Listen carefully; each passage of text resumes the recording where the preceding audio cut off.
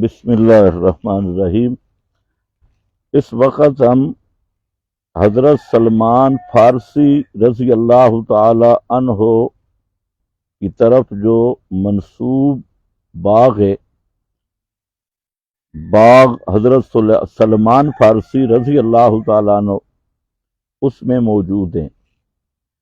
یہ ذرا حضرات ناظرین کو باغ کا ایک منظر بھی دکھا دیں۔ یہ اس باغ کے متعلق بعض روایات میں مذکور ہے کہ اس باغ میں حضرت سلمان فارسی رضی اللہ تعالی عنہ کا پہلے تھوڑا سا واقعہ سننا ضروری ہے۔ حضرت سلمان یہ فارس سے تشریف لائے، اور آپ جانتے ہیں کہ فارس ایران، اس وقت کا فارس اور روم دو مشہور سلطنتیں تھیں، جن میں روم عیسائیوں کی سلطنت اور فارس یہ مجوسیوں کی سلطنت تھی، اور موجودہ ایران جس کو کہا جاتا ہے، اور ایران کا اردا گرد علاقہ۔ تو حضرت سلمان فارسی رضی اللہ تعالی عنہ بلاد فارس سے تعلق رکھتے ہیں، اور غالباً حضرت سلمان فارسی فارس سے پہلے مسلمان بھی ہیں اور صحابی رسول بھی ہیں، اور صحابی رسول بھی جلیل القدر اصحاب میں حضرت سلمان کا نام ہے۔ تو حضرت سلمان رضی اللہ تعالیٰ عنہ اچانک غلام بن گئے، غلام تھے نہیں، غلام بنا لیے گئے، اور مدینہ منورہ جو اس وقت یثرب کے نام سے مشہور تھا، تو جہاں یہود کے قبیلے تھے، تو انہوں نے حضرت سلمان کو خرید لیا۔ حضرت سلمان کتابوں کا علم بھی رکھتے تھے، تورات وغیرہ کا، تو انہوں نے جب مطالعہ کیا آخری نبی کی علامات کا، اور آپ تشریف لائے ہجرت کی، تو حضرت سلمان بھی ان سعادت مندوں میں سے ہیں کہ جنہوں نے پیغمبر کریم علیہ السلام کو علامات سے پہچانا اور ایمان لایا اور صحابیت کا شرف حاصل کیا۔ تو اس کے بعد نبی مکرم صلی اللہ علیہ وسلم نے حضرت سلمان کو مشورہ دیا کہ آپ کا جو یہودی آقا ہے، آپ اس سے مکاتبت کر لیں۔ مکاتبت کا یہ مطلب ہوتا ہے کہ پہلے جب غلامی کا دور تھا، تو غلام اپنے مالک یا آقا مجازی جو اس کا ہوتا تھا، اس سے ایک معاہدہ طے کرتے، اور وہ معاہدہ یوں ہوتا کہ غلام اتنے پیسے دے گا اور آقا اسے آزاد کر دے گا۔ تو حضرت سلمان فارسی رضی اللہ تعالیٰ عنہ نے اپنے یہودی جو ان کا مجازی مالک تھا، اس سے کہا کہ میں مکاتب بننا چاہتا ہوں اور حق مکاتبت لینا چاہتا ہوں۔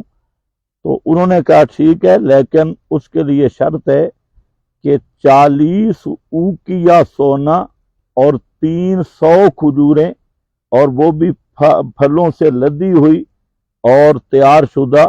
یہ اگر آپ دے دیں گے تو میں آپ کو آزاد کر دوں گا۔ تو حضرت سلمان فارسی رضی اللہ تعالیٰ عنہ نے جب نبی پاک صلی اللہ علیہ وسلم سے عرض کی کہ یوں ہمارا مسئلہ طے ہوا، تو آپ صلی اللہ علیہ وسلم نے فرمایا کہ آپ آئیں، اور اسی جگہ کو متعین فرمایا، اور فرمایا کہ تم سارے مل کر 300 گڑھے کھودو، جیسے کھجوریں لگانے کا وہ گڑھا کھودا جاتا ہے، تو اس طرح تم نے گڑھے کھودنے ہیں زمین میں، اور میرے آنے سے پہلے کوئی کام کرنا نہیں ہے۔ تو روایات میں ہے کہ صحابہ کرام نے مل کر یہاں اس باغ میں گڑھے کھودے تھے، اور جب آپ تشریف لائے تو آپ نے اپنے ہاتھوں سے جہاں 300 کھجور ڈالتے گئے اور صحابہ کرام مٹی برابر کرتے گئے۔ تو اس باغ کے متعلق معروف اور مشہور یہی ہے کہ اس میں 300 کھجوروں کے درخت خود رسول اللہ صلی اللہ علیہ وسلم نے لگائے تھے، اور پھر یہ بھی حدیث میں آیا، حضرت سلمان وغیرہ، حضرت عبداللہ ابن عباس راوی ہیں کہ جتنے درخت بھی رسول پاک صلی اللہ علیہ وسلم نے لگائے، ایک درخت بھی ایسا نہیں تھا جو خشک ہو گیا ہو یا خراب ہوا ہو۔ 300 کے 300 درخت لگے، پھر اللہ نے ان میں برکت ڈالی، پھر وہ پھل لائے، اور حضرت سلمان نے اپنے مکاتبت میں ادا کیے، اور 40 اوقیہ جو سونا تھا وہ بھی تھوڑا سا سونا ملا تھا، پیغمبر کریم نے برکت کی دعا کی تو اللہ نے اس تھوڑے سے سونے میں ایسی برکت ڈالی کہ پورے 40 اوقیہ مکمل ہو گئے۔ تو یہ راستہ بنا حضرت سلمان فارسی کی آزادی کا، تو اس لیے اس باغ کو حضرت سلمان کی طرف منسوب کیا جاتا ہے۔ ایک بات ذہن میں رکھ لیں کہ حضرت سلمان فارسی رضی اللہ تعالیٰ عنہ یہ جلیل القدر صحابی ہیں۔ آج کل بعض لوگ صرف چند صحابہ کو ماننے کا دعویٰ کرتے ہیں، حضرت سلمان، ابو ذر اور مقداد، جو در حقیقت ان 3 صحابہ کے بھی دشمن ہیں، نام ان کا لیتے ہیں۔ تو پہلا مسئلہ تو یہ ذہن میں رکھ لیں کہ تمام اصحاب رسول کی عقیدت، محبت، تمام اصحاب رسول کے جنتی ہونے کا یقین،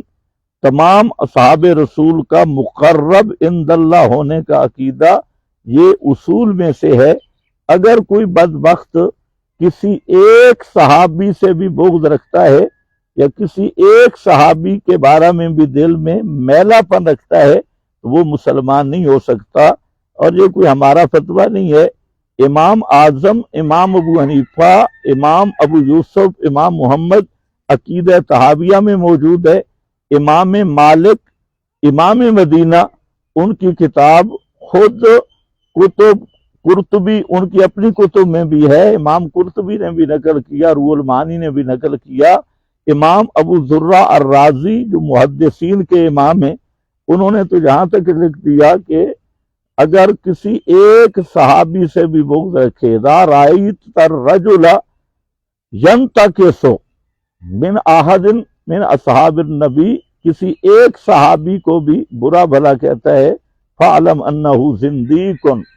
تو پھر تو سمجھ لے کہ یہ زندیق ہے۔ اور آپ کو پتہ ہے زندیق مرتد سے بھی بڑا کافر ہوتا ہے۔ تو یہ ائمہ کی رائے ہے۔ تو بہرحال سب صحابہ کی محبت، ان کے ساتھ عقیدت اور ان کا احترام، اسی طرح تمام